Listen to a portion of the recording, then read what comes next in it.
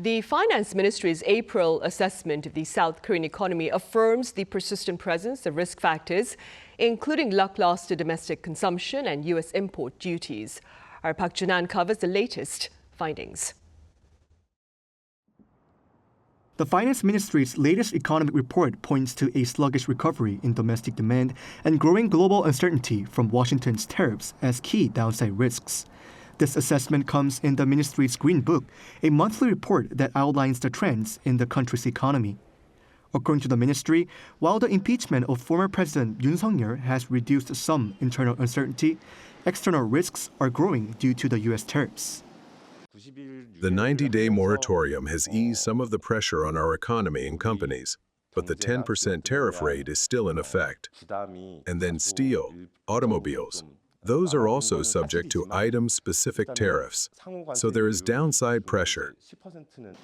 In the Green Book, there were some signs indicating a slowdown in domestic spending. The country's Consumer Sentiment Index dropped from February's 95.2 points to 93.4 in March.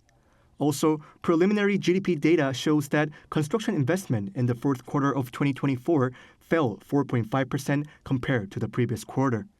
Year-on-year, construction investment was down 6.5%. It's actually very hard to forecast consumption when the whole pattern of it is altering, when the uncertainty doesn't change as much as people usually forecast.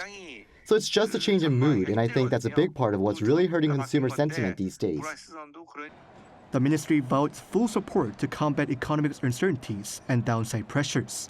It said it will continue to promote a strengthened economic recovery, including providing support for jobs, construction, and small businesses.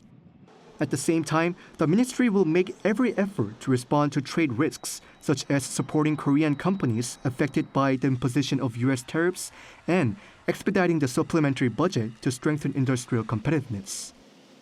Jun-han, 아리랑뉴스.